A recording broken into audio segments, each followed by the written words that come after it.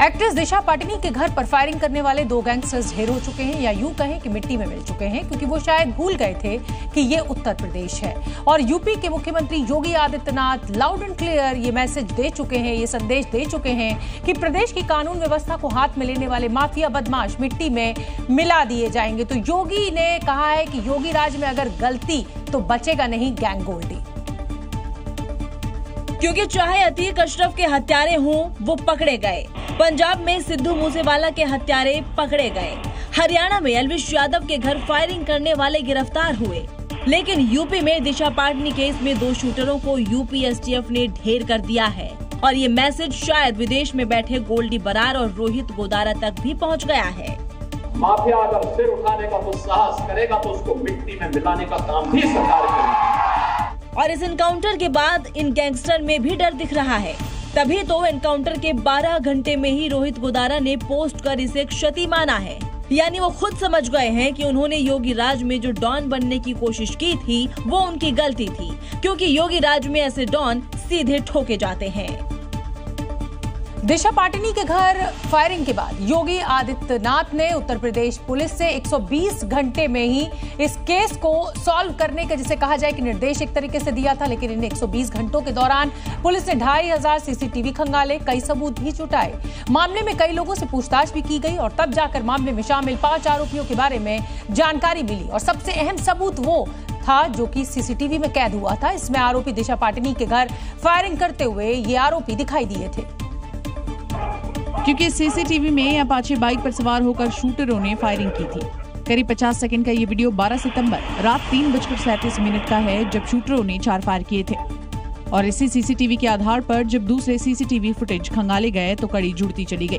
जांच में petrol pump का सीसीटीवी हाथ लगा, जहां शूटर 2 बाइकों पर सवार होकर पेट्रोल भरते हुए नजर आ रहे हैं। 9 सितंबर रात करीब 11:45 बजे के इस वीडियो में अपाचे और स्प्लेंडर बाइक नजर आ रही है। और पुलिस ने इसी आधार पर ऑपरेशन चलाते हुए 2 शूटरों को ढेर कर दिया, जिसमें सबसे अहम सबूत बनी वो बाइक। इसी चोरी की सफेद रंग की अपाचे बाइक का इस्तेमाल जो दिशा पाटनी के घर फायरिंग हुई थी उसमें किया गया था, और इसी बाइक पर बैठकर जो आरोपी है वो वापस हरियाणा की तरफ जा रहे थे। और अब पुलिस का अगला टारगेट वो बचे हुए आरोपी हैं जो इस वक्त फरार है।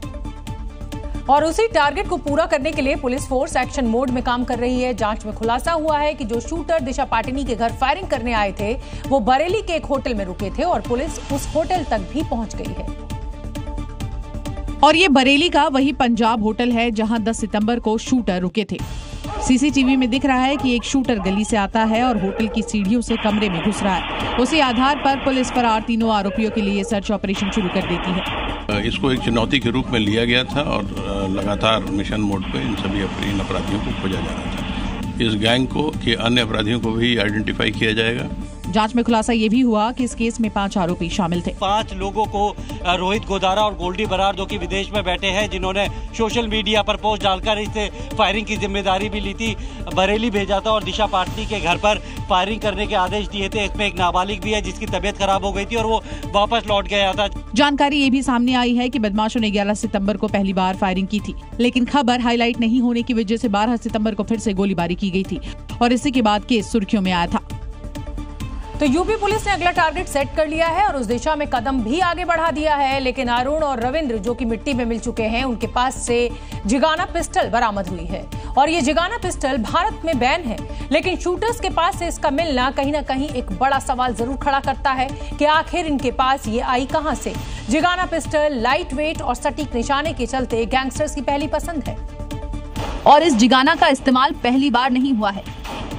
इससे पहले जब माफिया अतीक अहमद और अशरफ को गोली मारी गई थी, उसमें भी जिगाना का ही इस्तेमाल किया गया था। साथ ही सिद्धू मूसेवाला को गैंगस्टरों ने जिगाना से गोली मारी थी। दिशा केस में शूटरों के एनकाउंटर के बाद जिगाना पिस्टल भी मिली है। शूटरों ने पुलिस टीम पर फायरिंग भी की थी। तस्वीरों में पुलिस की गाड़ियों में बुलेट के निशान साफ दिखाई दे रहे हैं। जब वो यहाँ पहुंचे थे उन्हें सरेंडर करने के लिए कहा गया, क्योंकि उनके पास जो है जिगाना पिस्टल और क्लॉक पिस्टल थी। उन्होंने पुलिस पार्टी के ऊपर फायरिंग की, जो कि कई गोलियां उनकी पुलिस की गाड़ी पे भी लगी थी। गैंगस्टरों के लिए पसंदीदा हथियार होने के पीछे इसका बिल्कुल सटीक होना, दूसरी पिस्टलों की तुलना में वजन कम होना है। तुर्की में बनी ये पिस्टल भारत में बैन है। योगी की फोर्स फरार शूटरों को तलाश रही है और 120 घंटे में थ्योरी सुलझाकर मैसेज दे चुकी है कि यूपी की धरती पर क्राइम बर्दाश्त नहीं होगा। Zee News।